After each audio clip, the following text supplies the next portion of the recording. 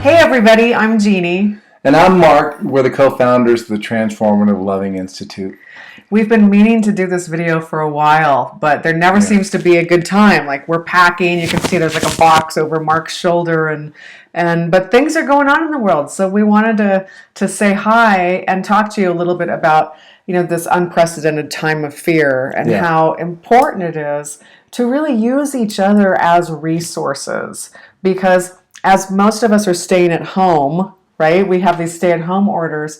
You're with your family, and in particular with your partner, because you set the foundation with your partner. If you have kids, they're going to lead by your example. So if you can find a way to come together and really support each other during this difficult time, it'll create a stronger foundation for your family, for each other, and you'll have each other as resources.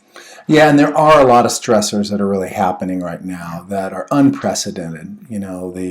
The COVID-19 virus going around. No one has an immunity to it, really, so it's just burning through. So this is an existential threat here while we build up herd immunity. And then on top of that, the normal stressors of money and time and dealing with family, logistics, kids, parents, like transportation, on and on. Homeschooling. Food, just going to the store. There's so many layers of stress that are happening right now. We wanted to reach out and start to give you tools to really help manage this deep fear that's happening. And your relationship, we want you to turn to your relationship and use that as a resource for dealing with some of the fear.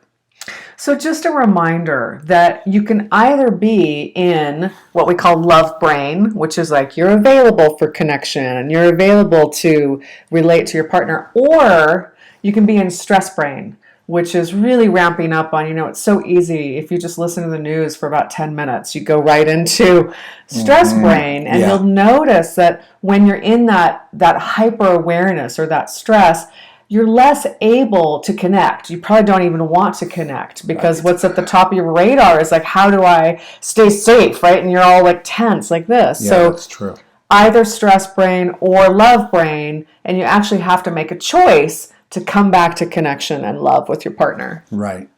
And this choice can be daunting sometimes. I know Jeannie just said, I go into laser focus and I'm not picking up her signals that she wants to connect with me.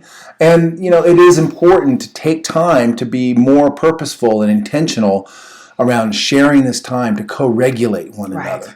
What we mean by co-regulating really is that our heartbeats start to get in the same beat per minute. Our breath starts to share the same patterns, and we start to give and receive love. We start to give and receive this type of care, and the feeling of that is a feeling of presence and power in this co-regulation where we're getting our needs met.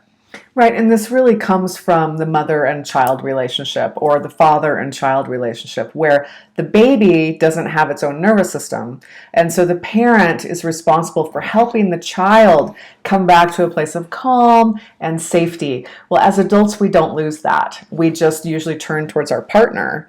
And hopefully you're not freaked out at the same time, right? And that's happened. It can happen, but that one of you is calmer than the other. So we want to give you a specific tool, and we call this skin time.